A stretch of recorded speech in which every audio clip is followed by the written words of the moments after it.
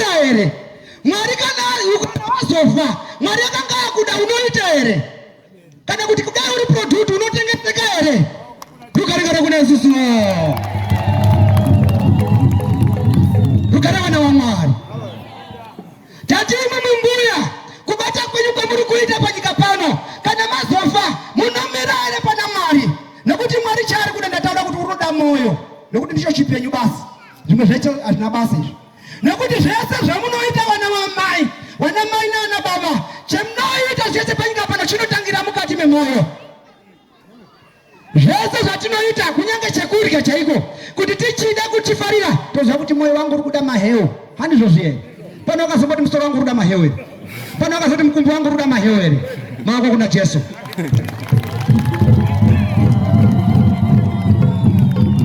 rukarangara kuna Yesu rufara wana wa Mwari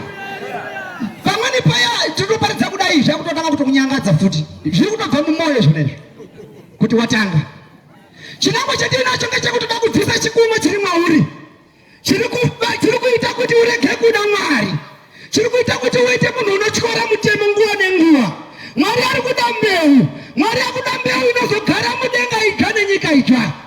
toda kuzvifundira pano patikutaura ngezvembeu kuti iwewe utozvigadzirisa kuitawo mbeu kuna Mwari umere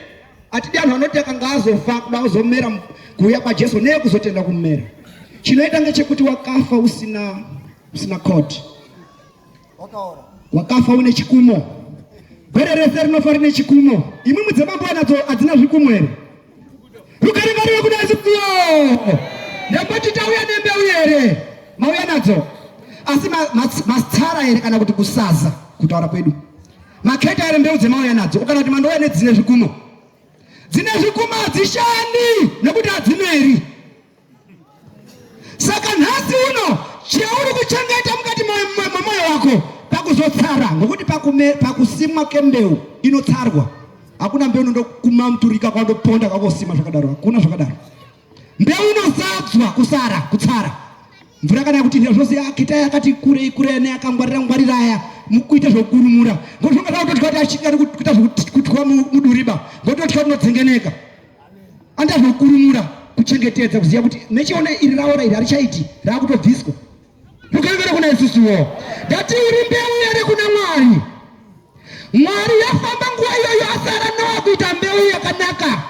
wakapa upenyu kuna Noa nemhuri yake anhu akawanda futi zvakare rugare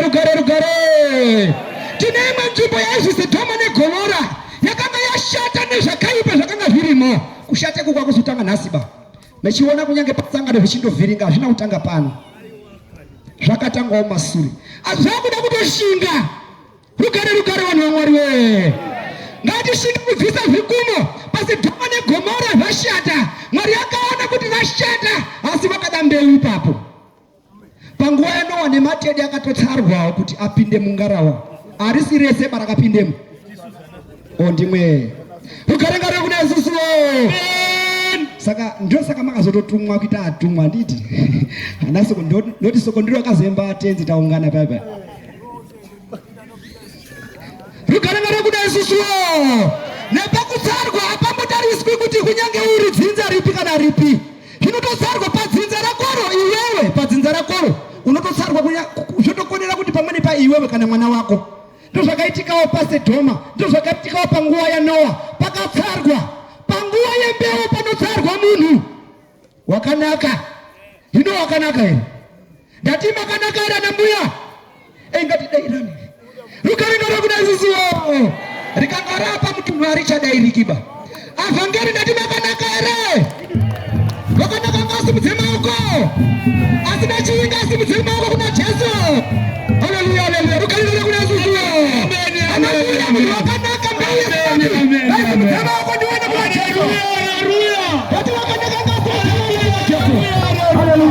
haleluya wakanaka asina chitema asina upopi ngasimudze maoko kuna Jesu simudze maoko chione akomana